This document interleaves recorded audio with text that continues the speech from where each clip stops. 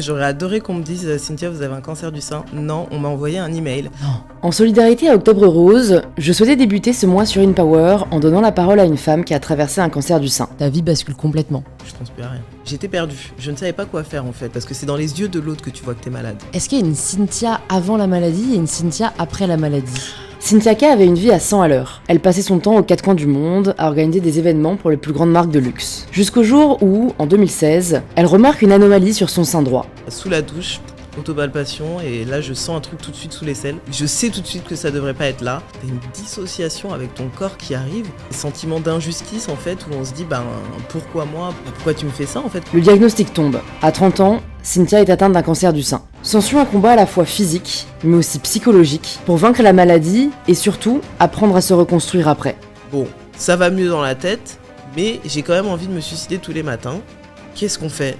Et là on arrête. Ok, on vit qu'une fois, vas-y, je vais faire du McDo tous les jours. Si elle tombe malade, quand elle tombera malade, là ça va être beaucoup plus compliqué de prendre en charge sa santé. Déjà j'ai qu'un sein, donc le reste, on s'en fout. Juste avant que l'épisode commence, j'aimerais faire un gros big up à tous les fidèles auditeurs d'InPower, à toutes celles et ceux qui ont pris le temps de s'abonner au podcast, ça me fait vraiment chaud au cœur. Et je suis ravie de vous inviter à rejoindre ma conversation avec Cynthia K. Je suis très contente de faire cet épisode avec toi. On s'est rencontrés il y a 1 an. On avait fait un post ensemble pour sensibiliser au dépistage du cancer du sein. tout à fait. Donc en plus, voilà, vu qu'on est en plein mois d'Octobre Rose, je suis contente qu'on ouvre un peu ce mois avec ton témoignage, avec ton parcours. Est-ce que pour les personnes qui ne te connaissent pas encore, tu peux te présenter de la façon dont tu le souhaites ? Tout à fait. Alors, je suis Cynthia, je suis auteure, experte en prévention et santé naturelle et j'ai une chaîne Instagram qui s'appelle By Cynthia K, sur laquelle je fais de la prévention autour du cancer du sein, parce que j'ai eu un cancer du sein très jeune, mais aussi autour de la santé et des perturbateurs endocriniens. Alors, on va parler de ça, on va parler de cette expérience, cette maladie que tu as vécue, mais j'ai envie déjà de savoir... Est-ce qu'il y a une Cynthia avant la maladie et une Cynthia après la maladie ? Ah ouais, il y a une vraie Cynthia avant la maladie. Déjà, Cynthia, elle a été diagnostiquée à 30 ans. Elle vivait à Paris. Elle travaillait dans l'événementiel, dans les plus grosses boîtes de mode de France. Et elle était dans la fleur de l'âge et dans la vie parisienne. Donc, j'étais vraiment à 100 000 à l'heure dans la mode. J'ai habité aussi à Londres, en Hollande. J'ai travaillé chez Netflix. Donc, j'ai fait pas mal de choses avant. Et après la maladie, je n'ai pas envie de dire que c'est une Cynthia différente, mais c'est une Cynthia qui prend un peu plus son temps. Donc, avant, j'étais quand même très... à 100 à l'heure, vraiment sans mentir, j'étais vraiment à 100 à l'heure, je courais partout, j'étais dans tous les avions, j'étais sur tous les défilés, j'étais dans toutes les soirées et le cancer m'a fait ralentir un petit peu quand même. Mais j'imagine, enfin en fait c'est vrai que ce que tu me dis, c'est horrible à tout âge le cancer, mais bon, c'est vrai qu'à 30 ans c'est très très loin de normalement tes préoccupations, de ce que tu penses en fait, de ce qui potentiellement va t'arriver dans ta vie. Tu peux nous raconter le jour où on te dit... Voilà, Cynthia, vous avez un cancer du sein ? C'est une très bonne question, parce que j'aurais adoré qu'on me dise « Cynthia, vous avez un cancer du sein ». Non, on m'a envoyé un email. Non. Ouais. Donc le gynécologue m'a envoyé un email pour me dire, le lundi d'abord, il me dit « C'est bon, tous les résultats sont négatifs, il n'y a pas à s'inquiéter ». Et moi, très naïvement, mais je ne sais pas pourquoi, je demande sein gauche, sein droit, tout va bien. Et le lendemain, il me renvoie un email en disant non, j'avais pas ouvert tous mes courriers, il faut que vous veniez très vite dans mon bureau pour qu'on commence une prise en charge. Et donc ça a été mon premier truc. Donc à 30 ans, 31 ans, tu comprends pas trop ce qu'on te dit. À travers ces mots, j'avais compris que c'était un cancer très rapidement. Et du coup, le lendemain, je suis arrivée dans son bureau et avec une amie, et là il me dit en vraiment 2 minutes 30 c'est un cancer du sein grade 2, donc il faut que vous fassiez les examens, il faut que vous commenciez une prise en charge, bon courage. Et en 2 minutes j'étais dans la rue et je savais pas du tout quoi faire. Et déjà le fait que tu te sois allé, que tu allais faire ce dépistage, tu avais remarqué une anomalie dans ton sein, parce que ouais. Tu vois, on nous dit toutes... Voilà, il faut se palper, on commence, il y a quand même de plus en plus de sensibilisation. On est combien à vraiment le faire entre 25 et 35 ans, tu vois ? Je pense qu'on n'est pas beaucoup. Vous êtes très peu à le faire. Moi, je le fais depuis que j'ai 16 ans. Ah ouais. Ouais, parce que j'ai une des meilleures amies de ma mère qui est décédée. On n'avait aucun lien de parenté, mais vraiment une tata qui était très proche. Et ça m'a beaucoup marqué parce que j'ai vu la femme trop belle, working woman, avec malheureusement toute la maladie, c'était descente aux enfers, quoi. Voilà, descente aux enfers, début des années 90, les traitements sont pas ce qu'ils étaient aujourd'hui, c'était très très difficile. Et du coup, je pense que j'ai pris ce réflexe d'autopalpation quand j'étais très jeune, donc je l'ai toujours fait automatiquement, devant une petite série, sous la douche, sans jamais m'en rendre compte. Et là, c'était un 15 août 2016, et sous la douche, autopalpation, et là, je sens un truc tout de suite sous l'aisselle. Je sais tout de suite que ça devrait pas être là. Et je retouche, je me dis non, c'est bizarre. Et 2 jours après, j'étais déjà chez le gynéco. Et malheureusement, à nos âges, on doit pousser. Donc j'ai poussé, j'ai dit si, il y a quelque chose qui va pas. Il ne voulait pas le faire, ce qui est très commun. Il ne voulait pas faire d'échographie, il ne voulait pas faire d'examen supplémentaire parce que j'avais aucun antécédent familiaux. Et la génétique aujourd'hui, c'est que 10% des cancers du sein. Donc c'est plus du tout un sujet. Ce qui veut dire que 90% des cancers du sein sont liés à des facteurs environnementaux ? 80% environnementaux et après tu as la génétique plus où tu as d'autres choses qui rentrent dedans, mais 80% c'est environnemental. Donc 80% on peut influer dessus. Exactement. Ouais. Et c'est pour ça que sur mon compte Insta j'insiste sur l'hygiène de vie qui est hyper importante parce que moi du coup en découvrant, en tombant dans ce monde de cancer, j'ai découvert des choses que je ne savais pas du tout et c'est ce qui m'a poussée à me dire il y a des choses à faire et donc je pousse le docteur en disant non, il faut que vous m'autopalpiez, je connais mes seins en fait, c'est ça l'important, je connais mes seins, vous ne connaissez pas mes seins autant que je suis avec mes seins depuis petite, toute ma vie, je sais qu'il y a un truc de bizarre et en plus de ça j'avais eu un grain de beauté 2 mois avant et j'avais pas forcément fait le rapprochement mais c'est aussi un des symptômes d'un cancer du sein, il était apparu comme ça donc moi je me suis dit waouh, un nouveau grain de beauté sur le sein c'est top, ça va être l'été et tout, en fait pas du tout, c'était un des signes et j'avais eu aussi un peu d'eczéma, pareil, un des signes, je le savais pas du tout à l'époque.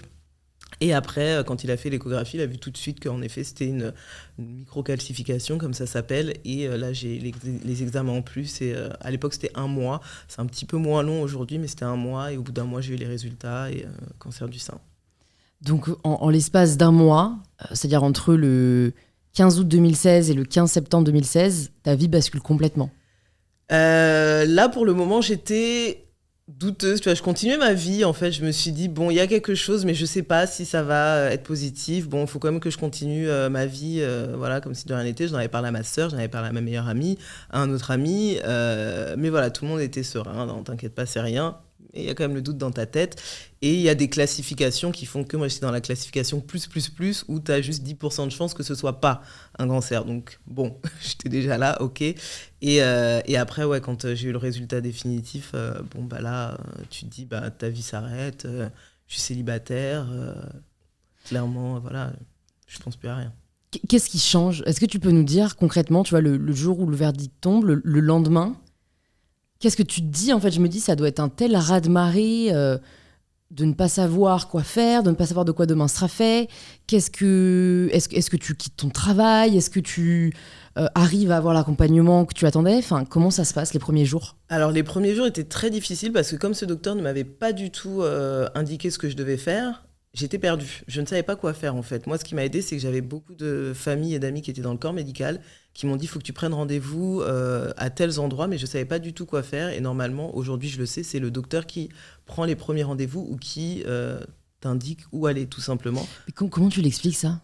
Moi, manque d'empathie, vraiment manque d'empathie, et quelqu'un qui devrait juste pas être gynécologue. Je sais qu'il exerce encore aujourd'hui, malheureusement, mais pour moi, c'est quelqu'un qui devrait juste pas. C'est chaud parce que là, on parle vraiment de. Ah oui, oui. Ah oui, quand je vais sur Google, les reviews, c'est vraiment que du négatif, et je comprends pas en fait que quelqu'un exerce et donne des diagnostics de cancer du sein, alors que normalement, c'est entouré avec un psychologue, une infirmière. Donc voilà, c'est vraiment un protocole qui est encadré en France par la loi, qui n'a pas du tout été respecté. Et moi, du coup, vraiment ce trou noir, et en fait, cette annonce assez violente et brutale m'a mis tout de suite, moi, dans une crainte du milieu médical. Ce qui est déjà compliqué quand tu as quelque chose, tu sais pas, c'est compliqué. Alors là, quand tu y vas vraiment avec le doute et la peur au ventre, tu te dis, c'est un peu chaud. Et les jours d'après, heureusement que j'avais mon entourage qui était formidable et qui m'a soutenu dès le début et qui n'a jamais défailli. En fait, il n'a jamais failli à qu'est-ce qu'on peut faire pour toi, comment on peut t'aider, prise de rendez-vous, donne-moi ta carte vitale, des choses comme ça. Et c'est vraiment eux qui m'ont accompagné dès les premiers jours. Et c'est pour ça que je dis l'entourage, c'est 50% de la réussite, en tout cas de la bataille d'un cancer du sein. Et moi, c'est eux qui m'ont vraiment permis d'avancer très rapidement dans mon parcours de soins. Parce que sinon, au début, en fait, on ne sait rien, c'est nouveau. C'est comme si tu naissais demain, qu'on te dit marche et puis va à la sécu. S'il vous plaît, laissez-moi un peu de temps. Ça va être compliqué, donc on se retrouve vraiment dans un monde, c'est particulier, on arrive vraiment dans un nouveau monde. Et tu fais face à quel sentiment ? Alors moi, je suis quelqu'un qui suis très proactive, donc tout de suite, pragmatisme, allez, on va de l'avant, on va comprendre ce qui se passe. Tu vois, tous les cancers du sein hormonodépendants de grade 2, stade 2, tout de suite, tu vas sur Internet ou tu demandes à tes amis, donc ça, c'était moi.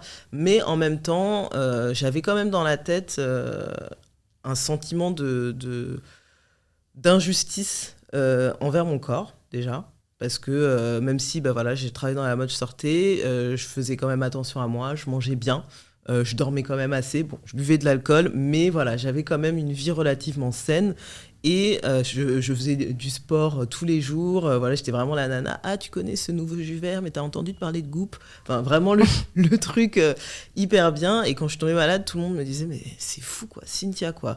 Et il y a vraiment 0 cancer dans ma famille, donc je me demandais, mais attends, qu'est-ce qui se passe ? Et en fait...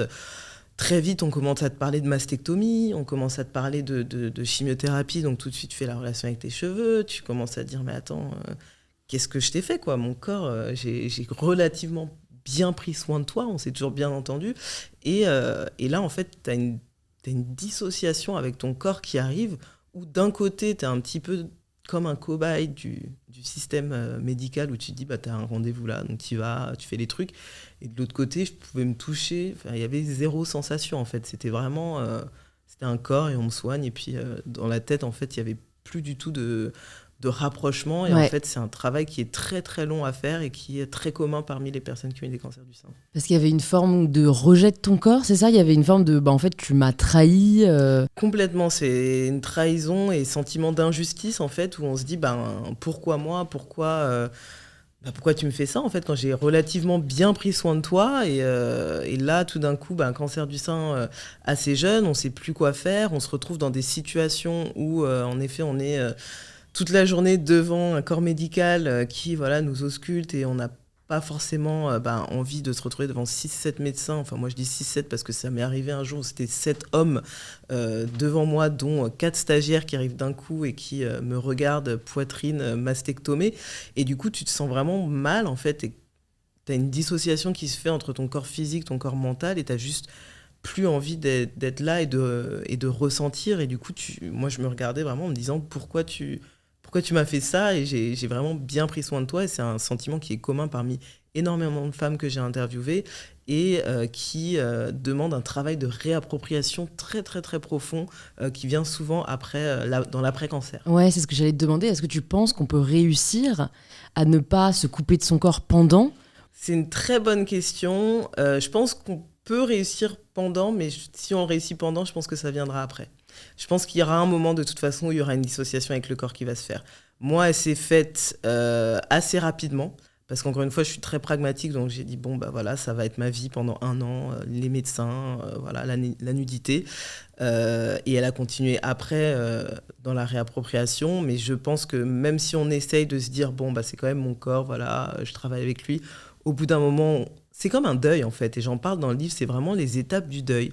On est dans le rejet, on est dans l'acceptation, on est dans la négociation, et on fait toutes ces étapes-là pour, au bout d'un moment, arriver dans l'acceptation, en fait, de ça a été ça, mais ça va passer par un rejet au bout d'un moment. Il y a quelque chose qui m'interpelle quand tu nous partages ce sentiment d'injustice, et notamment quand tu dis, mais en fait, j'ai pris soin de mon corps, je comprends pas. Quel est aujourd'hui ton rapport à ça ?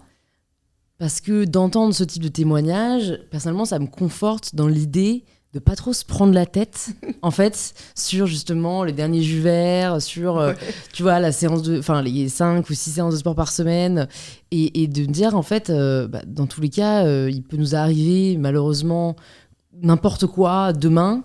Donc, en fait, je préfère ne pas me priver.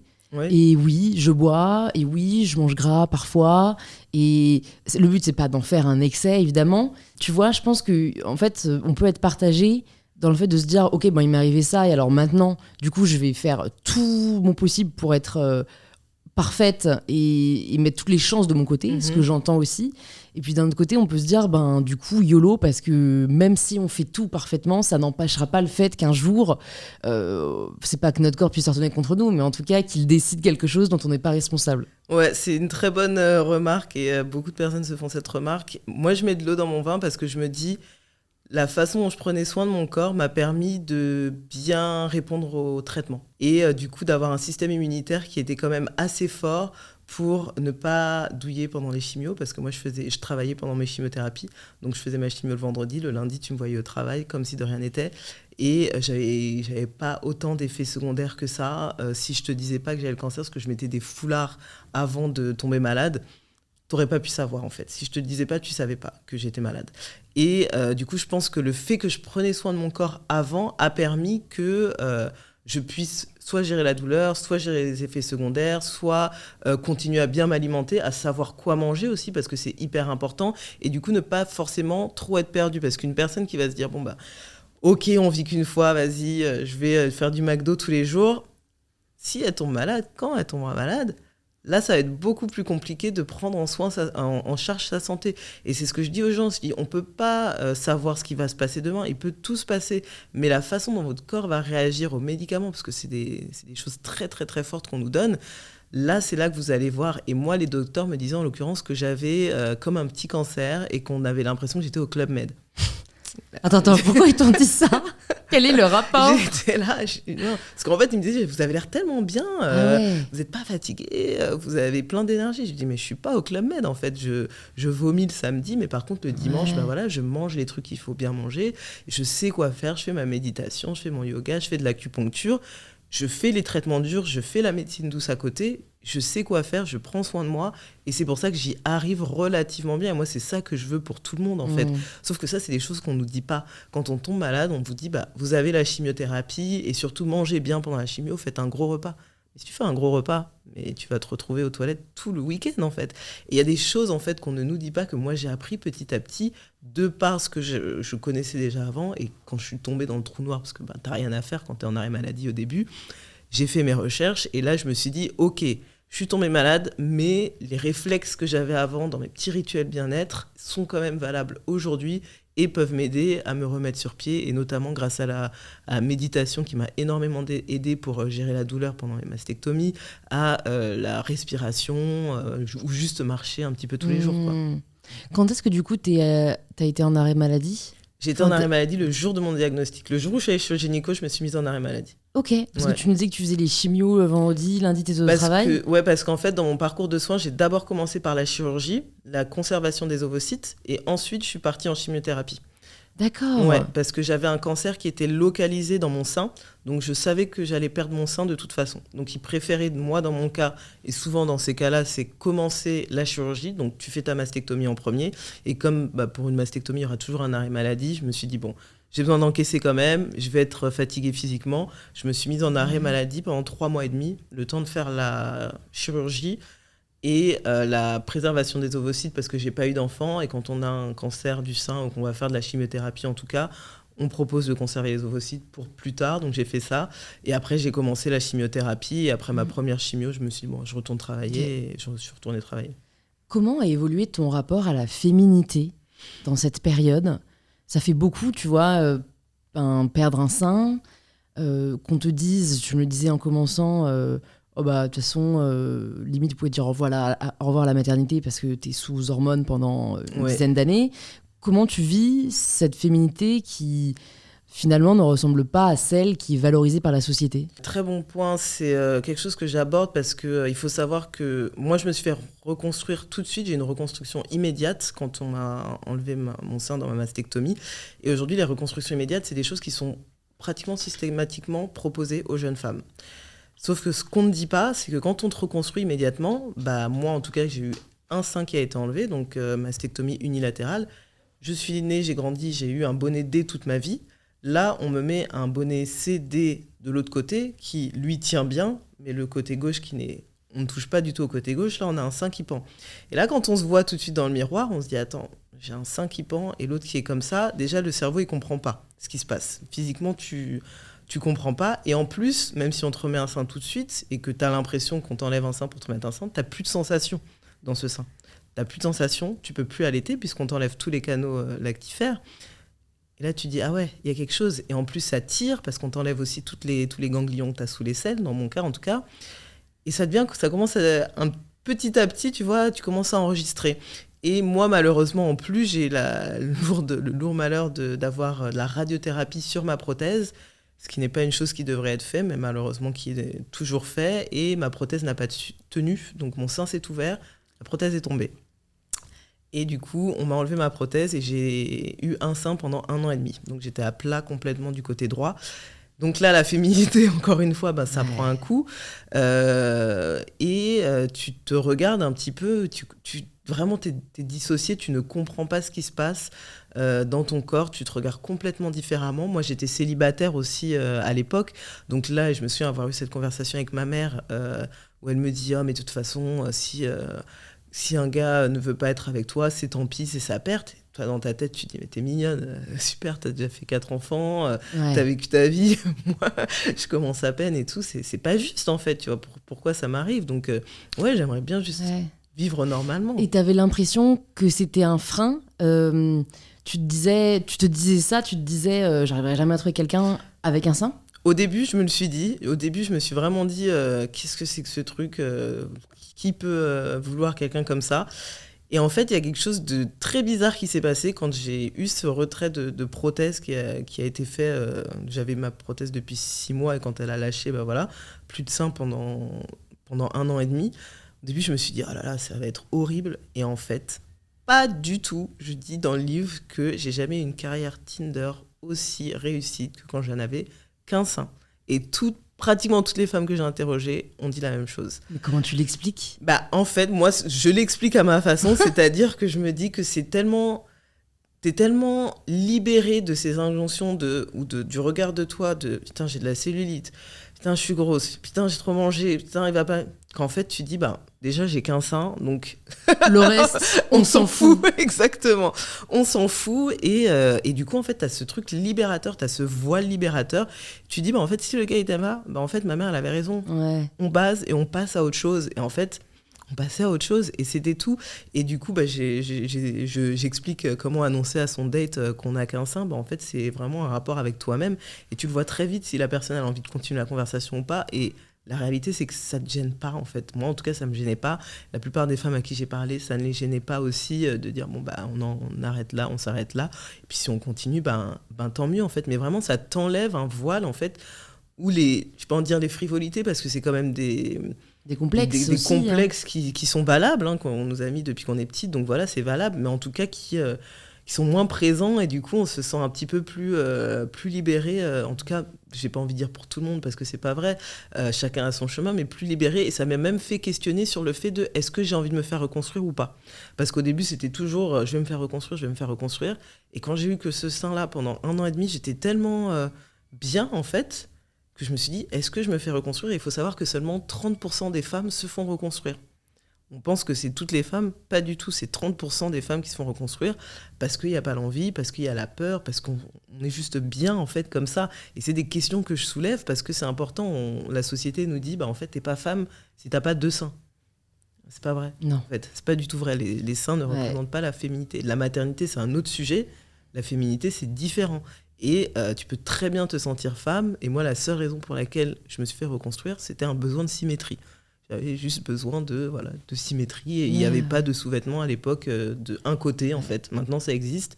À l'époque, ça n'existait pas. Donc, c'était très inconvénient. Donc, je me suis dit, autant de me faire reconstruire. Mais d'où l'importance des rôles modèles, tu vois. Je pense à Angelina Jolie qui s'est fait retirer les 2 seins. Exactement. Moi, d'avoir vu ces clichés d'elle sans ses 2 seins et qui est tout aussi belle, en fait, et rayonnante, je me dis peut-être que ça participera à faire évoluer l'image de la féminité qui aujourd'hui a encore l'imaginaire de la grosse poitrine, qui avec des seins qui, comme par magie, tiennent extrêmement bien tout seuls. Donc, par les images, je pense qu'on peut faire pas mal de choses et changer les imaginaires. Il y a un point sur lequel je voudrais revenir aussi, c'est ces facteurs environnementaux dont tu parles. C'est qu'est-ce qu'on doit savoir principalement pour minimiser les chances d'avoir un cancer du sein ou de favoriser l'arrivée d'un cancer du sein? Alors, un cancer du sein ou tout cancer d'ailleurs, en l'occurrence, il y a 3 choses qui augmentent les risques d'avoir un cancer du sein. C'est l'alcool, la première. Oh putain, là j'ai les boules là. J'aurais pas dû commencer par ça. Mais... Même le champagne, ça compte. Ouais, tous les alcools se valent malheureusement. Merde, l'éthanol se transforme de la même façon dans le corps. Et même un verre par jour pour les femmes, surtout pour les femmes. Pour les hommes, c'est différent. Pour les femmes, c'est même un verre par jour peut augmenter les risques d'avoir un cancer du sein. Ça, c'est scientifiquement prouvé et ça augmente les risques de 10%. Donc c'est quand même énorme. Ouais. Après, si on mange des légumes verts, ça peut le réduire aussi. Donc, je dis à tout le monde, mangez des légumes verts si vous voulez boire de l'alcool. Okay. C'est la viande rouge à outrance et les produits transformés. Okay. Ça, c'est sûr et certain, avec tout ce qui va être charcuterie. Qui n'est vraiment pas bon pour la santé et pour nous. Et ensuite, tu as tout ce qui va être vraiment perturbateur endocrinien, donc environnement, pesticides, pollution, qui vont aussi pour les femmes augmenter les risques de cancer du sein. Et quand on parle de cancer hormonaux, ça veut dire que tu as tes cellules du corps qui vont répondre plus, qui vont augmenter en tout cas le risque de cancer du sein et en fait qui vont s'allumer comme un petit sapin de Noël à l'afflux d'hormones qui viennent de l'extérieur. Donc quand on parle de plastique, par exemple, de ne pas boire dans une bouteille en plastique parce que tu as des nanoparticules de plastique, c'est ce que ça fait en fait. Quand le plastique va rentrer dans ton corps, il peut potentiellement aller chercher ces petites cellules cancéreuses qui ne sont pas encore allumées, mais il va les allumer. Quand on parle, par exemple, de faire attention au maquillage et que ce qu'on met sur la peau, pareil, ça va être des choses comme ça. Après, il faut prendre avec des pincettes.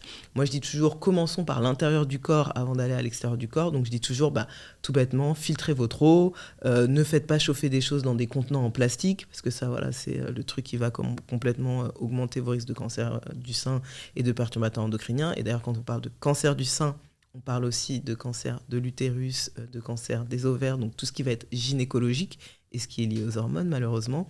Et tout ce qui va être décoloration de cheveux, toutes ces choses-là sont des perturbateurs endocriniens. Donc il faut en sélectionner et se dire qu'est-ce que je peux changer dans ma vie aujourd'hui pour diminuer soit le risque de cancer, soit diminuer le risque de récidive. Donc moi j'ai arrêté de boire de l'alcool.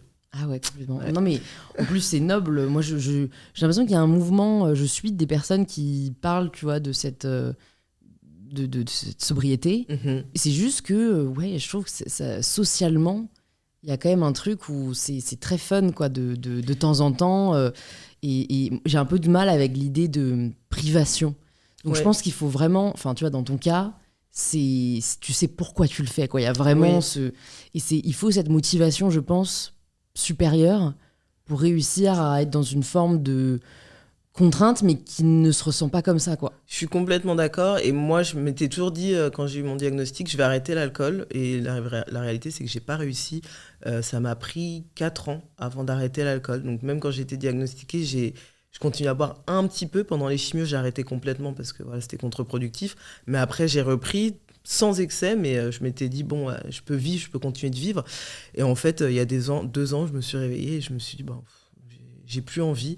Oui, c'est vrai qu'il y a quand même cette petite épée de Damoclès qui te dit qu'est-ce que tu pourrais enlever pour réduire. Et c'était un des trucs, et c'est vrai que ça me manque pas du tout. Et j'ai trouvé des alternatives.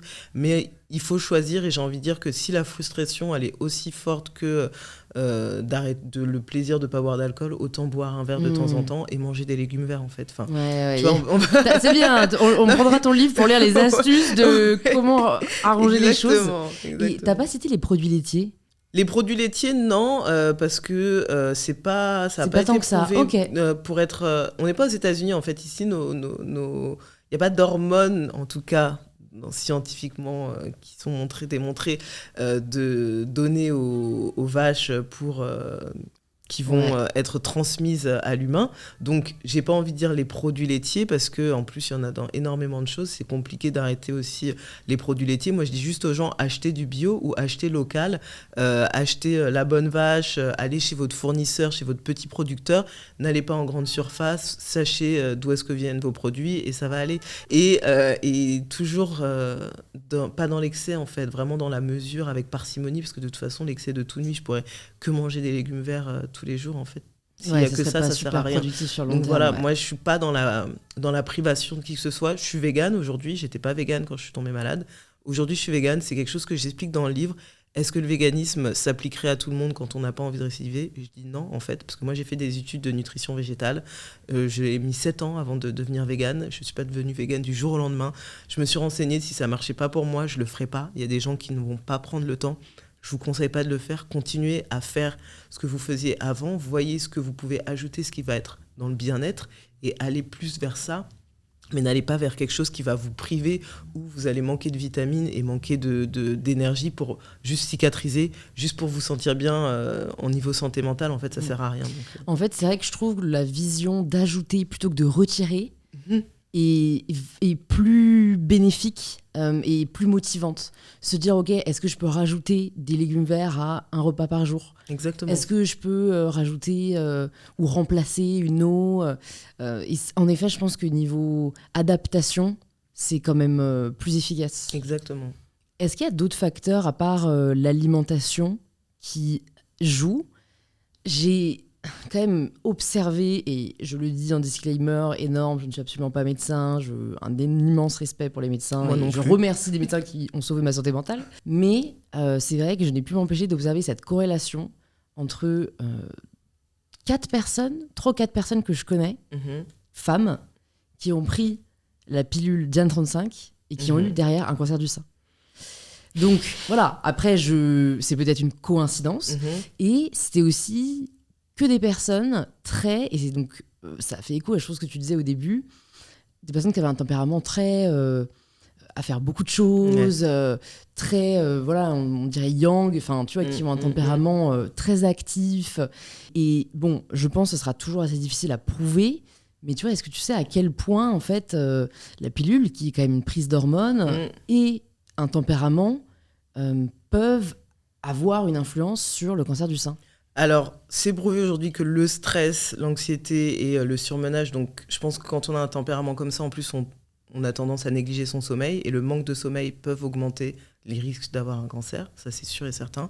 Après, la pilule Diane 35, il y a uniquement aujourd'hui la pilule combinée qui est prouvée pour avoir augmenté les risques, en tout cas le taux de cancer du sein. Ça, c'est quoi la pilule combinée ? Et ben, la pilule combinée, c'est œstrogène, progestérone ? Exactement, c'est ça. Mais donc c'est Diane 35, non ? Voilà, ça doit être celle-ci. Moi, j'ai pris la pilule pendant 2 ans, après j'ai arrêté et je m'en suis pas... donc dans ton cas, c'était pas forcément lié. Donc c'était pas forcément lié. Après, il y a ce qu'on appelle l'effet cocktail, qui est l'accumulation de perturbateurs endocriniens.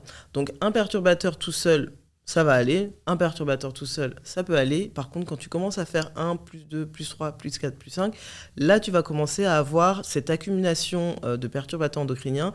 Et quand ils sont tous ensemble, ça peut créer un cancer du sein. Donc, peut-être que le fait qu'elles prenaient la Diane 35, plus le fait qu'elles étaient aussi stressées, plus qu'elles manquaient de sommeil, plus qu'elles buvaient aussi peut-être de l'alcool, a fait que tout ça a augmenté le risque d'avoir un cancer du sein. Et que peut-être la Diane 35, sur le chapeau de tout, a encore plus augmenté ce risque-là. Donc ça, aujourd'hui, malheureusement, c'est des choses qu'on peut pas prouver. Il y a aussi le surpoids, tu vois, l'obésité. Et moi, je le dis avec beaucoup de caution parce que, j'ai, comme tu dis, j'ai envie de vivre, j'ai envie de manger ce que j'ai envie de manger. Mais je sais que si je dépasse un certain poids, ça augmente mon risque de récidive, de cancer du sein. Donc ça, c'est aussi quelque chose qui est... que j'ai en tête, tu vois. Cet été, j'ai fait plein d'excès. Je le disais dans mes stories l'autre jour, j'ai pris du poids, je me sens grosse, je me sens mal. Mais c'est aussi parce que dans ma tête, j'ai le truc de faut que je fasse attention parce que ça augmente les risques de récidive. Et ça, on en parle moins aussi. Et c'est des choses sur lesquelles, malheureusement... Mais tu vois, sur ce point-là, moi, qui est un peu à chaque fois l'argument que j'avance aux personnes qui m'énoncent à juste titre les problèmes de santé que peuvent entraîner un surpoids, c'est « Ouais, mais en fait, il y en a qui ne choisissent pas d'être en surpoids. » Ouais. Et donc, enfin, c'est comment, genre, tant pis pour elle. Enfin, il y a un côté, je trouve, hyper difficile à accepter. Tu vois, quand t'as un SOPK Oui. Et que en fait t'es en surpoids et j'en connais, elles mangent 2 fois moins que moi. Et ben elles sont en surpoids au vu de l'IMC, tu vois. Qu'est-ce qu'elles peuvent faire en fait? Bah là, c'est déjà un dérèglement hormonal, du coup, puisque tu es dans le SOPK ou l'endométriose. Ouais, ou, donc alors pour SOPK, pour décrire, c'est syndrome des ovaires polykystiques. Exactement. Donc c'est quand on a des kystes aux ovaires et il y a souvent des effets secondaires comme de l'acné, parfois de l'hirsutisme et une résistance à l'insuline qui du coup mène à une prise de poids presque inexpliquée, quoi, qui n'est pas forcément liée juste à ce que vous mangez. Exactement. Et bah là, tu es déjà, on va dire, dans un dérèglement hormonal. Donc les premières choses à faire, même si l'activité physique ne va pas faire perdre de poids, elle va augmenter tout ce qui va être bien-être cardiaque, bien-être mental. Et du coup, tu es plus dans un rapport de... j'ai pas envie de dire bénéfice-risque, mais en tout cas d'équilibre, tu vois. Et c'est ça qu'il faut trouver, en fait. Moi, je suis pas non plus parfaite partout, mais je me dis, bah, je vais trouver un équilibre physique et mental qui va me permettre de compenser, on va dire, les choses que je peux pas changer, parce qu'on peut pas tout contrôler, en fait. C'est ça, la vérité. On peut pas tout contrôler. Si on a ce corps-là qui ne nous répond pas aussi, bah, qu'est-ce que je peux faire? Comme dire, on va ajouter du bien-être. Moi, ce que je dis toujours, on va pas enlever, on va ajouter ce bien-être pour essayer de compenser ce qu'on ne peut pas contrôler. Et il ne faut pas se focaliser, malheureusement. Je sais que c'est frustrant. Et même moi, j'ai eu des problèmes aussi gynécologiques. Et quand j'ai fait la conservation des ovocytes, je suis passée par toutes ces étapes de fertilité qui sont très difficiles psychologiquement. Mais en fait, encore une fois, les hormones, on peut pas les contrôler de cette façon-là. On peut les accompagner. On peut aller vers un mieux-être. Mais il faut se dire que notre base, c'est ça. Notre réalité, c'est ça. Il ne faut pas se marteler aussi et se flageller sur ces choses-là et se dire quelles sont les choses positives que je peux rajouter parce que ma base, en fait, elle est telle qu'elle est. Moi, ma base, aujourd'hui, c'est un risque de récidive de cancer du sein. Donc, quel est le bien-être que je peux rajouter? Qu'est-ce qui a fait que tu as voulu partager sur les réseaux sociaux ton histoire, ton parcours? Est-ce que ça a commencé à la période où on t'a découvert le cancer du sein? Pas du tout, justement. Quand on m'a découvert le cancer du sein, donc j'ai fait 1 an de traitement et j'étais un petit peu sur les réseaux, mais c'était 2016, donc c'est pas ce que c'était aujourd'hui. J'en parlais vite fait, mais vraiment des petites stories, je suis à l'hôpital et tout ça. Et quand j'ai fini mes traitements, j'ai complètement arrêté les réseaux sociaux. Parce que je rentrais dans mon après-cancer, j'avais plus envie d'entendre parler de cancer, j'avais pas envie de savoir ce qui se passait sur les réseaux, j'avais pas envie de voir la vie fabuleuse des gens qui se marient alors que toi, t'es là, t'as pas de sein, voilà. Et pendant 4 ans, j'ai arrêté les réseaux. Et je suis revenue sur les réseaux il y a 2 ans dans le but de partager mon expérience. Et là, ça faisait déjà 5 ans. Et en fait, ce qui s'est passé, c'est que pendant le confinement, il y a énormément de personnes, donc d'amis, qui m'ont présenté des amis à eux, qui avaient des cancers du sein. Et ces dames-là, ces filles-là, ne savaient pas vers qui se tourner. Elles avaient plein de questions. Et au bout d'un moment, c'était tout le temps toutes les mêmes questions. C'est-à-dire que j'ai eu une quinzaine de nanas pendant le confinement qui avaient les mêmes questions par rapport à la mastectomie, par rapport à la sexualité, par rapport à l'alimentation. À un moment, je me suis dit, mais attends, déjà, je ne suis pas docteur. Ok, j'ai eu cette expérience, mais c'est mon expérience. Donc, qu'est-ce qui se passe? Et en fait, je me suis rendu compte qu'il y avait vraiment ce manque en fait, de partage d'expérience. Et je suis arrivée à la date butoir des 5 ans, donc qui est une date très importante pour quelqu'un qui a eu un cancer, parce qu'après 5 ans, ça diminue les risques de récidive de cancer. Donc psychologiquement, tu es déjà un peu libéré. J'aurais pas du tout pu partager quand j'étais dans l'après-cancer sur les réseaux. Et vraiment, j'applaudis les nanas qui le font, parce que moi, j'aurais pas pu. Je sais pas comment elles font, même d'être dans un cancer... et être partagé sur les réseaux et avoir la vue de tout le monde et tout, c'est hyper difficile. Mais en revanche, j'étais 5 ans après, je me suis dit, j'ai un peu d'expérience, je vois que je donne toujours les mêmes conseils, je vais partager sur les réseaux et je vais voir ce que ça donne. Mais clairement, il y a un manque quelque part. Et c'est là que je me suis lancée le 1er octobre 2021. Et depuis, voilà, ça a bien pris. Et je pense que les gens, en fait, sont dans un entre-deux aujourd'hui où, j'ai pas envie de dire qu'il y a un manque de confiance dans le milieu médical, mais en tout cas, il y a un manque d'empathie qui fait qu'il y a un manque d'humanité un petit peu où le docteur va soigner très pragmatiquement et puis tu vas arriver, il va dire ma chirurgie, tel jour, bonjour, au revoir. En fait, la personne, elle veut plus. Et je comprends complètement, avec le recul aujourd'hui, qu'ils ne sont pas là pour nous tenir la main. Mais la réalité, c'est qu'on a besoin d'avoir la main qui soit tenue au bout d'un moment. On a des questions auxquelles on a besoin de réponses et on ne les a pas. Et dans le livre, ce que j'ai essayé de faire, c'est vraiment de dire, voilà mon histoire, voilà ce que j'ai traversé, voilà ce que telle autre personne a traversé, et c'est son témoignage, voilà où vous en êtes dans votre parcours de soins, est-ce que votre docteur vous a peut-être proposé, prenez tout ça et faites votre propre choix. Et c'est vraiment reprendre le choix de ton parcours de soins, en fait. C'est de dire, moi, la préservation des ovocytes, on ne me l'a pas proposée. Ah bon ? On ne me l'a pas proposée, on ne la propose pas systématiquement. Pourquoi ? Parce que j'ai eu un cancer hormonal. La préservation des ovocytes, c'est encore des hormones. Puisque du coup, on va... Ouais, on te donne des hormones. Mais Exactement. Tu l'as fait du coup ou pas ? Et du coup, j'ai demandé à mon docteur, pourquoi vous ne me la proposez pas ? Il me dit, vous avez déjà un cancer hormonal, si on vous met plus d'hormones, ça peut augmenter les risques de... Mais je n'avais pas encore eu ma chimio. J'ai dit, ouais, mais pour moi, la chimio, psychologiquement, elle va s'occuper de tout ça, en fait. Et là, vous m'enlevez le choix de pouvoir me dire que un jour, je pourrais peut-être être mère et de pouvoir faire ce que j'ai envie de faire avec mon corps, en fait. Donc, demandez-moi, en fait, avant de ne pas m'informer. Moi, j'ai su parce que mon cousin fait des FIV. Donc, c'est lui qui m'a dit, mais au fait, c'est quand ton truc ? Je ne savais même pas c'était quoi. Et c'est là que j'ai su, en fait. Et du coup, ne pas proposer, pour moi, c'était passer outre mon droit de choix de femme sur mon corps. Donc, vous n'êtes pas obligé de le faire, mais sachez que ça existe. Et quand j'ai posé la question dans mes stories à ma communauté de si vous aviez ce choix et si on vous disait que ça vous risquait d'augmenter le risque d'augmenter votre cancer dans votre corps ou de récidive, est-ce que vous le feriez ? Et 87% des personnes ont répondu oui. Je le ferai quand même. Ah ouais. Tu vois ? Mais en fait, c'est vrai que ça paraît évident de laisser le choix, en fait. Ouais. Ton corps, ton choix. Tu vois, on en revient toujours pas là, mais... Exactement, sauf que le docteur, lui, est très pragmatique. Il se dit, non. Moi, mon but, c'est de la guérir. Exactement. Ça augmente ses chances de, au contraire, et c'est pour souffrir. Ça que je dis, je suis pas du tout contre le système médical. Je suis pour montrer tout le scope de ce qui existe et ce qui peut arriver pour qu'ensuite vous choisissiez. Et quand on est malade, on a tellement de ressources sur lesquelles on peut aller sur Google, on peut demander plein de questions, mais sauf qu'on est fatigué, en fait. Et j'avais juste envie de tout mettre dans un seul livre et dire, voilà, j'ouvre à telle page et je sais que, y a ça et je peux aller demander à l'assistante sociale de l'hôpital ou à ce groupe de soutien ou à cette association.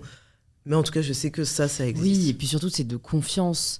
Tu vois, je pense que la partie mentale, et on va y venir aussi, joue un énorme rôle. Je n'arrive pas à expliquer aujourd'hui le lien tellement entre corps et esprit, mais il y a des témoignages aujourd'hui assez incroyables et extraordinaires de personnes qui arrivent à guérir ou retrouver la vue, par le pouvoir du mental.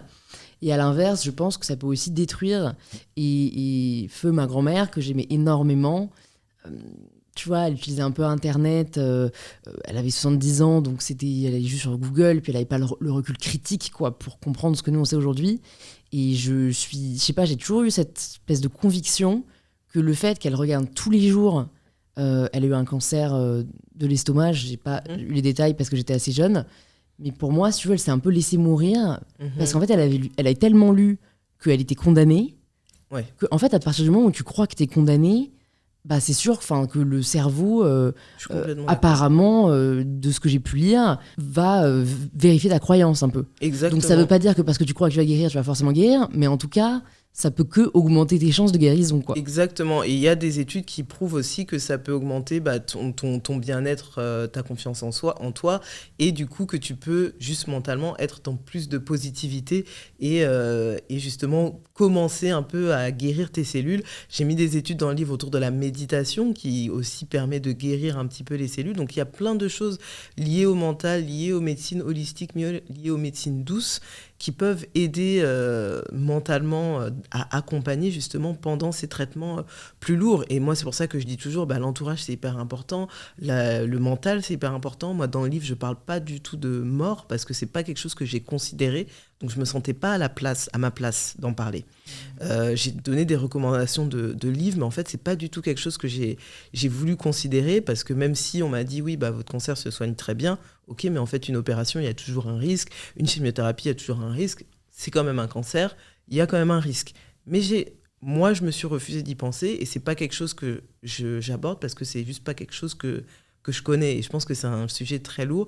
Et je pense qu'en effet, quand on se met dans cet état d'esprit et qu'on se convainc, et j'ai connu quelqu'un comme ça, malheureusement, l'année dernière, qui, en 6 mois de diagnostic, est décédé. C'était très rapide, c'était trop rapide, mais elle s'était convaincue que c'était fini pour elle. Et oui, le mental joue énormément sur le bien-être global. Et j'ai aussi des infirmières qui me disaient waouh, il y a toujours des gens chez vous, c'est incroyable. Je lui dis bah ouais, j'habite toute seule dans le 5e, enfin je suis célibataire, oui, je suis malade, il y a des gens. Elle me dit ah non, mais je crois que vous comprenez pas en fait. Moi, la plupart des gens que je vois, il n'y a personne chez eux, je suis la visite du jour. Je dis mais c'est incroyable. Je dis même des jeunes femmes et tout me disent oui. Et en fait, il n'y a pas l'entourage qui est là pour soutenir, pour avoir ce soutien mental, et ça va avoir un impact. Mais je pense que c'est aussi lié, c'est peut-être une réaction de défense, l'isolement, parce que comme il y a une espèce de honte qui ne devrait pas exister, mais qui malheureusement est présente dans notre société, que peut-être certaines personnes se disent en fait je préfère voir personne que de voir quelqu'un malade. Exactement. En étant malade et du coup en n'étant pas vraiment moi-même ou qui j'ai envie d'être au monde. Exactement, il y a cette envie de ne pas déranger. Il y a ces études aussi autour des femmes qui sont mères célibataires qui n'ont pas envie de demander de l'aide en plus parce que elles n'ont pas envie de donner le poids de gérer les enfants à quelqu'un d'autre. Du coup, elles vont tout prendre pour elles. Donc encore une fois, le poids de la société qui dit que t'es déjà malade, mais en plus tu prends ton mal en patience. Et du coup, t'as, comme tu dis, t'as un peu cette honte et cette peur du regard de l'autre, en fait, parce que c'est dans les yeux de l'autre que tu vois que t'es malade. Ouais. Tu vois, c'est hyper violent des fois quand tu t'annonces ton cancer et que tu vois la peur dans les yeux de la personne. Et ça, c'est pas quelque chose avec lequel tu as envie de dormir et tu as envie de te dire que ça va bien se passer. Des fois, tu préfères te couper et te dire, bon, je reste toute seule, mais je le dis et je le redis, et je sais qu'on n'a pas tous l'option d'avoir un entourage qui vient dormir chez toi par terre, comme moi ça a été le cas. Il y a des associations, il y a des groupes de parole, il y a des gens qui sont là pour aider. J'ai notamment parlé à l'association Amazon, qui est une association pour les femmes qui ont eu des cancers du sein dans les dom-toms. Et du coup, ces personnes-là doivent souvent venir en Hexagone pour se faire soigner. Et en fait, elles arrivent, elles sont isolées. Et ces associations-là, elles vont se charger déjà de leur acheter des manteaux, parce que quand tu arrives en février de Guadeloupe ou de Martinique, tu comprends pas trop ce qui se passe. Exactement. De mettre Internet, de faire des dîners avec elles, d'aller au rendez-vous avec elles. Donc voilà, il y a des choses qui sont faites, il y a des assistantes sociales qui sont là, et on a tendance à vouloir s'isoler. Et si on n'a pas envie de parler à sa famille, il y a des gens, je le dis vraiment, c'est violent l'isolement auquel on peut se soumettre quand on est malade, et il y a des choses qui existent pour ne pas être seul. Ok, hyper intéressant, et ça fait toujours chaud au cœur, chaud de voir le travail des assos sur le terrain, c'est vraiment hyper beau. Avant de parler de santé mentale, pour revenir juste sur cette question des ovocytes qui, en fait, je pense intéresse pas mal de personnes qui nous écoutent, parce que je crois que ça fait 1 ou 2 ans que c'est remboursé par la Sécu pour tout le monde. Exactement. Donc c'est une révolution aujourd'hui qu'on commence à découvrir. Est-ce que toi, du coup, tu as fait exactement le même protocole qu'aujourd'hui une femme de, je sais pas, 29-30 ans qui voudrait aller congeler ses ovocytes pour peut-être un jour avoir des enfants ? Ouais, j'ai fait le même protocole spécial, Même protocole, excepté que je suis en priorité. D'accord.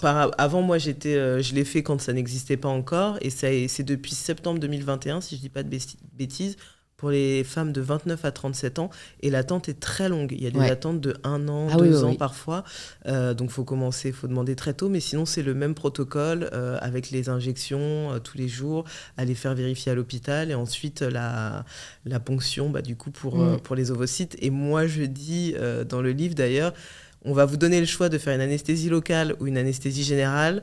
J'ai choisi l'anesthésie locale, erreur. Ouais. Prenez une anesthésie générale. C'est vrai que j'ai pas eu des très bons retours. Ah non, mais prenez une anesthésie générale. Je pensais que ça allait être juste une petite piqûre comme ça. Non. Déjà, mentalement, on est fatigué. Vous n'avez pas en plus envie de vous mettre ça sur le dos et de voir la taille de l'aiguille et tout. Non, prenez une anesthésie. Tu me fais peur. Parce que je m'étais dit, je vais le faire. Alors, j'ai pas encore 29, mais je trouve ça chouette. Enfin, chouette d'avoir cette option-là qui t'enlève quand même une charge mentale. Complètement. Mais l'anesthésie générale, j'ai un peu peur du côté, t'as quand même une petite chance de jamais te réveiller. Enfin, tu vois. Ouais, c'est le risque de toute opération. Tu vas te réveiller. Ouais. C'est le risque de toute opération. Mais oui, si on peut le faire aujourd'hui, moi, je recommande, si c'est une envie, en tout cas pour le futur, et qu'on on va avoir les meilleures chances. 29-30 ans, c'est le meilleur âge. Moi, j'ai eu la chance, on va dire, de le faire à 31 ans. Et du coup, j'ai eu 17 ovocytes. Et je me dis, voilà, s'il y a quelque chose, au moins, c'est déjà ça de gagner, on va dire. Ouais. Et là, du coup, est-ce qu'il y a des contre-indications ? Maternité, cancer du sein ? Est-ce que, vu que tu as terminé finalement tes traitements, tu as la voie libre. Comment ça se passe ? Alors, il faut attendre, en général, 2 ou 3 ans, ils proposent, avant de tomber enceinte. Parce que, voilà, avec les traitements, le temps que le corps se remette, les choses comme ça, il faut un petit peu attendre. Et après, une fois que tu as attendu ce moment-là, tu peux complètement y aller et tomber enceinte naturellement. Ça, c'est Donc, chouette. Il n'y a voilà. pas de séquelles. Bah, moi, j'ai eu mes règles qui sont revenues après 1 mois. En D'accord. général, en moyenne, c'est 1 an. Moi, c'était comme ça. Waouh. Ah, toi, t'es réglé. Voilà. Ok. Donc, c'était une très, horloge. très rapide. Mais parfois, c'est 1 an. Parfois, elles ne reviennent pas du tout. D'où l'importance de faire la conservation des ovocytes. Parce que si elles ne reviennent pas du tout, la FIV pourrait être une des seules options, au-delà de l'adoption. Mais ouais. voilà, d'avoir un enfant avec ses gènes. Mais du coup, voilà, moi, j'ai été réglée. J'ai refait les tests gynécologiques par rapport à la fertilité. Tout va très bien. Donc, il n'y a pas de problème de ce côté-là. Mais je continue à renouveler l'abonnement à mon centre de congélation des ovocytes. Parce qu'on ne sait jamais, en fait. Je sais Qu'est-ce pas. que ça fait, cet abonnement ? Qu'est-ce qui permet ? C'est tous les ans, on doit renvoyer un document. Moi, c'était à l'hôpital à Clamart, dans le 92, où on doit cocher est-ce qu'on veut que les œufs soient détruits ? Est-ce qu'on veut continuer à les garder ? Ou est-ce qu'on veut qu'ils soient faire un don d'ovocytes ? On peut faire un don d'ovocytes à des couples qui ne peuvent pas. Ou on peut aussi les donner à la science. Voilà, donc ça, c'est tous les choix. Et si on ne répond pas, sous 1 an, ils vont considérer que c'est fini, et puis ils vont les détruire. Voilà. Il faut que ce soit quand même une logistique. C'est assez fou de se dire que tu as des potentiels futurs bébés là, dans des placards. Il ne faut surtout pas se tromper de personne, parce que sinon, tu porterais le bébé de quelqu'un d'autre. Enfin, Exactement. On entre dans une ère un peu spéciale, mais... Ouais. Je suis reconnaissante qu'il y ait de plus en plus d'options, finalement, moi aussi. pour tout le monde, quoi. Moi aussi. Et j'ai demandé d'ailleurs à ma communauté qu'est-ce qu'ils feraient, parce que du coup, l'autre jour, ça arrivait. Et puis, je me suis dit, est-ce que je continue, pas, et tout ça. Et puis, j'ai demandé, vous feriez quoi, en fait ? Est-ce que vous les utiliseriez ? Parce que je crois que tu as jusqu'à, si je dis pas de bêtises, 42 ans pour commencer à les utiliser, après jusqu'à 45 ans. Et après, ils considèrent que c'est un petit peu trop tard. Et beaucoup de personnes m'ont dit qu'ils feraient le don d'ovocytes. Parce qu'il y a un manque d'ovocytes en France. Et aussi pour les personnes racisées, parce qu'ils ne donnent pas d'ovocytes blancs à une personne noire, par exemple. D'accord. Et du coup, il n'y a pas beaucoup de dons d'ovocytes de personnes noires. Donc moi, je pense que dans le futur, je pourrais donner mes ovocytes. D'accord. Hyper intéressant. santé mentale, parce que finalement c'est très lié à la santé physique. Ouais. Ta période déjà sous traitement, comment tu la vis psychologiquement ? Alors, sous traitement, j'ai envie de dire que ça allait, parce que j'étais vraiment la nana qui allait de l'avant, où je me suis dit, je vais bien tout faire, tu vois. Et puis moi, j'avais un classeur et tout, avec les intercalaires, telle date. La bonne machin, élève. Voilà. Numéro 1 de la classe. Bon, les dates n'ont pas tenu au bout de 3 mois, tout partait, voilà. Mais j'avais ce classeur-là. Du coup, je faisais vraiment bien le sport, la respiration, la méditation et tout ça. Donc là, ça allait, tu vois, dans la période traitement où t'es vraiment réglé par l'hôpital, par les rendez-vous. La radiothérapie, ensuite, c'est tous les jours à la même heure. Donc, pendant un mois, voilà, du lundi au vendredi à la même heure. Tous les jours. Tous les jours, mais ça dure 10 à 15 minutes. D'accord. Pas très long, mais ça peut être fatigant parce qu'il faut aller à l'hôpital tous les jours. Et ensuite, quand il n'y a plus les rendez-vous et qu'on vous dit, ça y est, c'est fini, vous pouvez rentrer chez vous et puis vous pouvez penser à la reconstruction, et qu'on se retrouve tout seul face à ce qu'on vient de vivre, on a deux choix. Soit on est dans le déni et on se dit, cool, je vais reprendre ma vie normale. Soit on commence à sombrer. Moi, j'étais dans le déni. Donc là, j'étais vraiment dans le déni pendant 2 ans, je pense. J'ai 2017-2019. J'étais dans le déni de juillet 2017 à juillet 2019, où je suis repartie revivre ma vie dans l'événementiel et j'ai voyagé et tout ça. Et juillet 2019, ça a été le début de la descente psychologique pour moi, où vraiment là, je sais pas, comme si j'étais, alors j'ai jamais eu de postpartum, mais je pense que vraiment comme si j'étais dans une début de descente de postpartum, et je pleurais tout le temps. C'est-à-dire que je pleurais tout le temps, j'étais fatiguée, la chimiothérapie aussi faisait que j'avais des pertes de mémoire, parce que ça c'est un des effets secondaires qui peut rester plus longtemps. Donc t'es là, tu commences à te questionner, est-ce que tu te souviens bien de tout, et tu commences à te dire, putain, t'as quand même douillé pendant 1 an, la mastectomie, le rejet de la prothèse, et petit à petit, tout commence un petit peu à te rattraper. Et j'ai commencé ce qu'on appelle l'hormonothérapie. Donc l'hormonothérapie, c'est un médicament qui nous met sous ménopause précoce après le cancer pour éviter la récidive. Donc il va fermer tous nos récepteurs à ces fameuses hormones pour éviter la récidive. Sauf qu'une ménopause précoce, quand on a 30 ans, 31 ans, ça veut dire de la sécheresse vaginale, en tout cas possiblement, et moi ça a été mon cas, de la sécheresse vaginale, des maux de tête, de la fatigue chronique, mal de corps, ostéoporose, voilà, beaucoup d'effets, perte de libido. Et j'ai eu tous ces effets secondaires sous cette hormonothérapie. Et l'hormonothérapie, j'avais refusé de la prendre pendans 2 ans. Ah oui, donc c'est pour ça que ta période de déni et ta période, si je fais bien les maths, de Tinder, Gloria, voilà, c'était cool. Exactement. Et une fois que l'hormonothérapie commence, là, ça commence à descendre. Histoire. Et je me suis dit, je vais l'essayer. Parce que si j'essaye pas, je pense que moi je suis toujours aussi dans le test, mieux vaut essayer, savoir et puis après arrêter. Je vais l'essayer et après il y a eu le confinement. Et là le confinement, tout s'arrête. Donc plus possible de voyager et là tu es confronté avec toi-même. Là, ça a dû être dur. Ouais, là ça a été très très violent. Très violent tous les jours pour sortir du lit. Littéralement moi je me roulais de mon lit en fait pour tomber juste parce que sinon j'allais rester dans le lit toute la journée.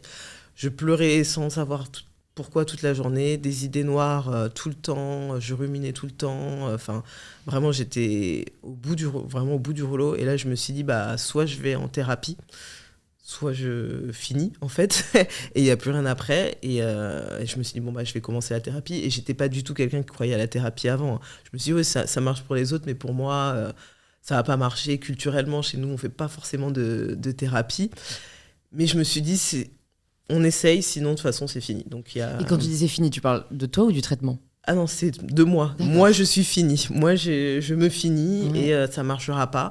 Et t'as pas pensé à arrêter le traitement ? Non, j'ai pas pensé à arrêter le traitement à ce moment-là parce que je me suis dit, ça fait 4-5 mois.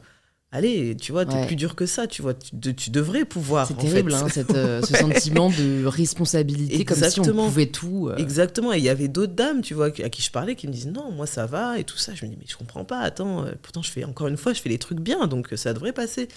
Donc je vais aller en thérapie, et je commence à parler, machin, et ça m'aide bien la thérapie, mais... Avec l'hormonothérapie, en fait, c'était trop. Donc, j'ai continué pendant 6 mois l'hormonothérapie et je voyais que je faisais des progrès en thérapie sur d'autres sujets par rapport à des choses qui s'étaient passées au cancer, par rapport à des choses de l'enfance, du coup, parce qu'on commençait à vraiment tout remuer. Voilà, il n'y a pas que le cancer et tout ça. Mais en fait, après, je me rends compte que physiquement, tout ce qui se passait avec l'hormonothérapie, en fait, j'en voulais plus, ça se passait plus. Et là, je suis arrivée à un moment où, ça va mieux dans la tête, mais j'ai quand même envie de me suicider tous les matins. Pardon, trigger warning. J'ai quand même envie d'en finir tous les matins. Qu'est-ce qu'on fait ? Et là, on arrête. Et là, j'ai dit à mon docteur, moi, je suis désolée, j'arrête. Et je le dis dans le livre, il faut être très, très fort psychologiquement pour arrêter l'hormonothérapie auprès de son équipe médicale. Parce que là, tous les jours, ils vont vous dire, faut faire l'hormonothérapie. Vous comprenez bien que vous augmentez vos risques de récidive. Vous comprenez bien que vous êtes jeune. Je dis oui, mais en fait, je préfère être jeune et vivre ma vie qu'être jeune et sauter sur des rails en fait demain, parce que c'est ce qui allait m'arriver. Et c'est un choix que j'ai fait consciemment, je le regrette pas du tout. Je le referai demain en un clin d'œil. Il y a des femmes pour qui ça se passe très bien et je suis hyper contente pour elles. J'aurais aimé que ce soit mon cas, c'est pas mon cas. Il y a beaucoup de femmes qui arrêtent tous les ans, je crois que c'est 30% des femmes qui arrêtent tous les ans parce qu'elles n'en peuvent plus au bout de 2-3 ans. C'est 5 à 10 ans. C'est énorme comme parenthèse quand on est jeune, quand on est moins jeune aussi, c'est énorme parce que voilà, on se dit on va profiter de sa vie et tout, et là, on se prend tout ça dans les dents. J'ai essayé tout ce qui est comment ça s'appelle, lubrifiant, cheveux, machin, enfin tu vois, on voit des sexologues et tout ça, mais en fait ça marche pas. Et là, je le regrette pour rien au monde. Et ça m'a vraiment aidé à me dire, en fait, j'ai essayé, ça n'a pas marché. Je passe à autre chose, mais je préfère vivre ma vie aujourd'hui. Et c'est des questions qui reviennent énormément en DM de femmes qui me disent toi, l'hormonothérapie, en fait, qu'est-ce que t'en penses ? Et je dis, moi, je te dis pas quoi faire. Encore une fois, voilà ce que c'est. Voilà ce qui s'est passé pour moi, voilà ce qui s'est passé pour d'autres. Maintenant, t'as toutes les cartes en main. Fais ce que tu veux. Mais je dis quand même à tout le monde d'essayer parce qu'on sait jamais, en fait. Ah oui, c'est sûr, mais c'est double sentiment d'injustice. Hein. Tu te dis, exactement. Pourquoi ? Est-ce que je peux pas juste prendre ces hormones sans que ça me bousille ma santé mentale, quoi. Ouais. On va pas avoir à faire le choix. Je pense que si c'était les hommes qui avaient besoin de les prendre, il y aurait pas tous ces effets secondaires-là. Je suis pas sûre, mais il y a tellement d'effets secondaires, je me dis, mais c'est pas possible, vous vous rendez pas compte. C'est quoi comme hormones, tu sais Alors, c'est pas forcément des hormones, c'est vraiment quelque chose qui vient arrêter les hormones, en fait. Donc, enlève les œstrogènes. Donc, c'est vraiment la ménopause. C'est vraiment la ménopause précoce où ça baisse le taux d'œstrogène, en fait, comme quand on a un trop plein d'œstrogène quand on va accoucher, et puis tout descend d'un coup, postpartum, plus. Voilà, c'est ça, en fait. Et du coup, c'est très violent, et 5-10 ans, encore une fois, c'est trop long. Mais du coup, tu vois, prenons quelqu'un qui aurait 35 ans, qui a un cancer du sein, qui fait congeler ses ovocytes, et qui, derrière, a 10 ans d'hormonothérapie. Quand est-ce que tu veux qu'elle ait ses enfants? Genre de math aren't mathing. Exactement. Et j'ai posé cette même question. Je me suis dit, mais vous avez fait des études ou pas? Et en fait, tu peux arrêter l'hormonothérapie pendant un moment juste pour tomber enceinte, et après ils vont te remettre dessus. Mais il faut attendre au moins 2 ans, et c'est vraiment calculé avec ton équipe médicale. Je sais qu'il y a des femmes qui le font, mais il faut en parler avec son équipe médicale. Mais même ça, en fait, c'est hyper difficile psychologiquement. Déjà, tu te demandes est-ce que tu vas avoir un enfant. Ensuite, tu dois calculer quand est-ce que tu vas avoir l'enfant. Ça prend pas, parce qu'il faut attendre aussi que les règles elles reviennent parfois, parce que l'hormonothérapie peut aussi arrêter les règles.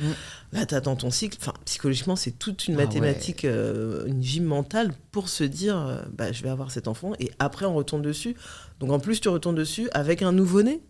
Alors là, bon courage. Ouais. Non, mais pour les hormones, il y a vraiment, pour moi, c'est un désert médical. Enfin, il y a un désintérêt ou une non-volonté de s'adresser à ça. Enfin, même en termes de contraception, il y a pas de solution vraiment joyeuse, hein, quoi, tu vois, que tu prends avec sérénité et sans trop d'effets secondaires. Exactement, et les hormones, ça régit tout, en fait, dans le corps, et vraiment, c'est, pour la femme, c'est vraiment un et puis fléau. Une méconnaissance, en fait, parce qu'aujourd'hui, à part le cycle menstruel, en SVT, on voit rien, en fait.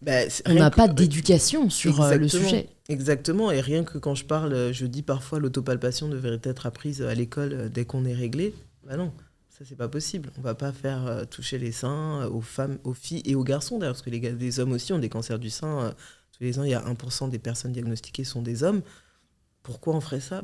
Parce que c'est hyper important, en fait. Et du coup, il y a vraiment cette non-volonté d'éduquer sur ce côté-là. Et c'est un désert médical assez flagrant. Et du coup, on tombe dedans quand on est malade. Et donc... Arrêter l'hormonothérapie est ce qui t'a le plus aidé pour ta santé mentale. Est-ce qu'il y a d'autres choses que tu as mises en place qui t'ont aidé à sortir de cette spirale assez noire? Oui, tout à fait. Alors moi, c'est le yoga, ça a été ma porte de secours. Et je pense que même arrêter l'hormonothérapie seule, ça n'aurait pas aidé, parce qu'il y avait tout ce qui s'était passé avec le cancer aussi que j'avais besoin de régler. Et le yoga m'a aidé surtout dans la partie réappropriation du corps.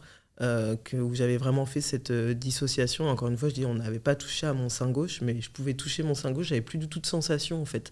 J'étais vraiment déconnectée à ce point-là, où on pouvait mettre sa main sur mon corps. J'avais plus rien du tout, en fait. C'est devenu juste une enveloppe. Donc tu avances avec, mais tu n'as pas du tout de connexion. Et à travers le yoga, à travers...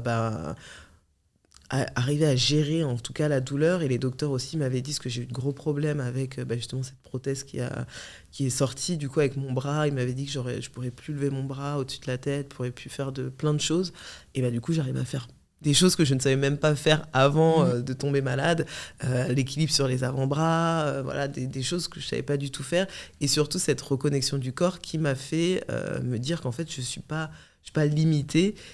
J'ai pardonné à mon corps, je fais un yoga, en tout cas j'ai fait une formation qui s'appelle un yoga trauma sensible. Donc c'est un yoga en fait qui permet de travailler tes traumatismes qui sont pour les personnes qui ont eu des cancers du sein ou des accouchements difficiles ou qui ont des maladies gynécologiques qui leur font peut-être avoir cette injustice envers leur corps. Et c'est un yoga qui a été développé par un docteur qui a mis ce terme de syndrome de stress post-traumatique. Donc c'est vraiment un yoga qui est doux et qui est plus dans l'acceptation et dans tu reprends, tu fais ton propre choix quand on a envie. Et bien sûr la respiration et la méditation et le soutien de mes proches et la communication étaient hyper importantes pour moi par rapport à ma santé mentale et beaucoup de journaling, chose auquel je ne croyais pas du tout avant. C'est que ce truc, jamais je vais réussir à écrire. Et je mets des petites phrases dans le livre, en fait, pour les personnes, justement, qui n'arrivent pas à écrire. Et juste à dire, aujourd'hui, je me sens énervée parce que c'est injuste. Et après, tu commences à écrire. Et en fait, c'est des choses comme ça qui m'ont permis de former des phrases que je n'arrivais pas à faire, en fait, avant. Et petit à petit, ça a permis de trouver des thèmes, en fait, sur lesquels j'avais besoin de travailler en thérapie, qui, petit à petit, m'ont permis de mettre des mots sur ce que je ressentais. Mais c'est un travail de longue haleine et je crois que j'ai fait de la thérapie pendant 3 ans. Donc voilà. Comment tu as su que ton travail de thérapie était terminé ? Ma thérapeute m'a dit c'est fini. Chouette, pratique. Ouais, franchement, c'était pratique. J'ai dit ah bon ? Elle me dit oui, là, je pense que on est bien. Donc vraiment, si je continue bien sûr à faire toute ma mindfulness et à faire toute cette introspection, et je pense que c'est ce qui m'aide le plus au quotidien, c'est vraiment un travail d'introspection et me dire oula, même par rapport à ce que je fais sur les réseaux sociaux, là en fait, t'es pas médecin, t'as envie d'aider les gens, mais en fait, c'est trop de charge, rien que pour toi, en fait, de recevoir l'énergie et les témoignages, tu vois, de certaines personnes. Et je me souviens qu'au début, quand je suis arrivée sur les réseaux, j'ai même des gens qui m'envoyaient leur radio, qui m'envoyaient leurs photos de leur mastectomie. Et du coup, tu vois ça, tu vois, c'est hyper violent. Et en fait, je me donnais cette autorisation de dire, en fait, non, je peux pas. Je peux pas vous aider, en fait. Et c'est vraiment faire cette introspection, mettre ses limites pour moi aussi, parce que, des fois, je sais que je vois la limite, mais je veux continuer à y aller. Et là, je dis non, en fait, n'y va pas parce que voilà ce qui risque de se passer. J'ai toujours des crises d'angoisse aujourd'hui, mais je sais pourquoi. J'arrive à mettre un mot sur l'angoisse. Là, la semaine dernière, j'avais une grosse crise d'angoisse et je sais comment elle se manifeste. Je prends du temps et je me dis, ok, qu'est-ce qui se passe ? Qu'est-ce qui a changé ? Ah, ok, c'est à cause de ça. Et j'arrive à le faire. Avant, je ne pouvais pas du tout faire ça et j'allais être dans une spirale, un tourbillon et j'allais ruminer, mais vraiment... toute la journée dans le noir dans ma chambre à me dire que je valais rien et que je devais pas être en vie, quoi. Donc il y a un gros jump quand même qui s'est fait et du coup quand on a fini ensemble, je me suis dit ok, on a bien travaillé. Ouais. Quelles habitudes ont changé dans ta vie ? Là, si tu devais nous parler du quotidien de Cynthia à 29 ans et Cynthia maintenant. Alors Cynthia maintenant, je pense que ce qui a plus changé, c'est mon rapport aux autres. Et cette empathie notamment dont je parlais, et mon rapport à mes amis, à ma famille, où encore je suis plus maintenant, je pense, dans l'écoute, moins, pas forcément juger, mais à moins donner le conseil si on ne m'a pas demandé, mais plutôt vraiment recevoir ce qu'on me dit, parce que c'est des choses aussi que je pense que j'ai appris pendant le concert où on venait me rendre visite, puis j'étais fatiguée, mais on voulait quand même me parler, donc je me suis dit, je vais écouter, et puis voilà, et en fait je me suis dit, c'est pas mal d'écouter, et en fait je pense que j'ai trouvé plus de valeur dans l'écoute que dans la réponse, parce que finalement parfois on répond juste pour répondre, mais on n'écoute même pas ce qu'on est en train de nous dire, parce qu'on s'est déjà forgé une idée, et du coup je pense que c'est ça, et ça m'a aidé aussi dans ma vie de tous les jours, de ce que je fais aussi sur les réseaux sociaux, de ce que j'ai fait quand j'ai écrit le livre, des décisions que je prends pour moi qui sont plus réfléchies, moins hâtives, et je pense qu'ils m'aident à faire des choix vraiment plus propice pour moi et pour mon développement personnel. J'hésite pas à couper des réseaux aussi, ça c'est hyper important pour moi, parce qu'en termes tu le fais à quelle fréquence? Je le fais au moins tous les 3 mois. Et tu fais quoi? Tu te fais un week-end off? Non, la dernière fois je suis partie 1 mois et demi, tout le monde m'a envoyé des messages. Ah ouais, une vraie coupure quoi. Ouais. Okay. Une vraie coupure où je disais plus rien à qui que ce soit, toute ma communauté qui m'envoie des messages, je dis ouais les mecs en fait on apprend toujours à se connaître, mais sachez que ça va arriver en fait. Ouais. Et alors c'est vrai qu'1 mois et demi c'était un peu long, normalement je partais 2 semaines, partir un week-end pour moi c'est pas une coupure, c'est juste on prend un peu de temps, allez voilà, c'est pas une coupure, j'ai vraiment besoin de recharger les batteries et d'arriver à un moment où en fait je suis tellement rééquilibrée, j'ai tellement rééquilibré mon rythme circadien que je vais me coucher à 22h et je vais me réveiller à 6h et je vais faire mon yoga. Mon téléphone, ça va être une pensée lointaine et je suis vraiment remise avec moi-même et j'ai besoin d'arriver à ce niveau-là pour me dire « Ok, là, ça va, on est bien, on est recentré sur soi ». Et c'est pas difficile quand ton métier, c'est cette présence en ligne. Tu vois, il y a de plus en plus de personnes qui sont à leur compte et du coup, finalement, leur valeur dépend un peu du travail qu'elles fournissent. Et du coup, il y a souvent cette injonction à sans cesse donner plus, quoi. Bah, j'en ai parlé justement récemment en story quand je parlais à une autre créatrice de contenu qui disait waouh, j'ai trop de contrats, j'arrive plus à honorer. Je lui dis mais fais un break. Elle me dit mais si je fais un break, ma communauté va m'en vouloir. Je dis écoute, si ta communauté t'en veut, t'as peut-être pas la bonne communauté, et si la marque t'en veut, c'est peut-être pas une marque avec qui t'as envie de travailler. Et moi je me mets vraiment pas cette pression où je pense que j'ai un détachement en fait par rapport à ça, où je me dis ma priorité en fait c'est moi. Ma priorité, j'adore être sur les réseaux, mais en fait les réseaux c'est pas la vie en fait, c'est une partie de ma vie et j'en suis très reconnaissante et c'est beaucoup de travail. Je pense que voilà, tu le sais très bien. Mais en fait, je sais que c'est pas là aujourd'hui où je vais trouver la plupart de mon épanouissement. Et dans mes stories, voilà, je parle souvent de ma nièce, mes neveux, ma famille. Je montre souvent, voilà, je suis très attachée à nos coutumes, choses comme ça, et je les partage avec ma communauté parce que oui, j'adore vous donner des conseils, mais en fait, c'est pas parce que vous allez faire la dernière, c'était quoi l'autre jour que j'ai fait, c'est des pastilles pour la gorge, pour arrêter de tousser, que vous allez être bien tout d'un coup. En fait, c'est un tout. C'est vraiment c'est la communauté, c'est la santé mentale, c'est l'alimentation, c'est le sommeil, c'est l'équilibre physique. Et moi, j'ai besoin de sortir pour pouvoir vous proposer ce qu'il y a de mieux. Et je dis toujours, j'ai pas envie d'être la personne qui est mal chaussée. Ouais, non, mais j'allais dire, en fait, tu ne fais finalement qu'appliquer ce que tu dis, quoi. Donc ça fait du bien. Oui, exactement. Et ils sont compréhensifs. Donc voilà. J'ai quelques dernières questions pour toi. Si tu avais une ressource, que ce soit un livre, un film, un podcast, qui t'a particulièrement touché et que tu aimerais recommander aux personnes qui nous écoutent, ce serait quoi ? C'est Vibrate Higher Daily par Lala Delia, qui est un livre pour moi qui a bien résonné parce que toujours avec ce rapport à l'introspection, à prendre du temps pour moi, à faire les choses pour moi. Et si je fais les choses pour moi, en fait, j'arriverai à les faire pour les autres. Ok, hyper intéressant. Je mettrai ça dans les notes. Ouais. Si jamais tu pouvais entendre quelqu'un sur InPower, qui est-ce que tu aimerais entendre ? Je pense Karine Gioc, Thuram. Doesn't ring a bell. M6, elle présentait le JT d'M6 pendant 20 ans. Et là, elle est sur 66 minutes. Ah ouais, ok. Ouais. Ok. Et je le dis parce que j'ai fait 66 minutes ce matin avec elle et on a eu une très bonne conversation où aussi elle est passée à côté de la mort très récemment, il y a 1 an si je dis pas de bêtises. Et cette année, en fait, elle avait décidé d'arrêter le JT d'M6 pour se consacrer à sa passion. Et j'ai pas envie de raconter son histoire parce que je pense que c'est une bonne histoire qu'elle a à raconter. Et je pense qu'elle peut être très inspirante. Ok, écoute, tu as attisé ma curiosité.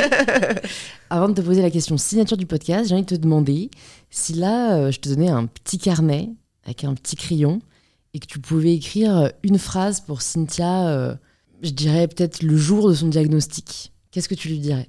Je lui dirais... alors moi, je parle beaucoup en anglais, je sais pas si j'ai le droit. Alors, il y a beaucoup de haine envers le franglais.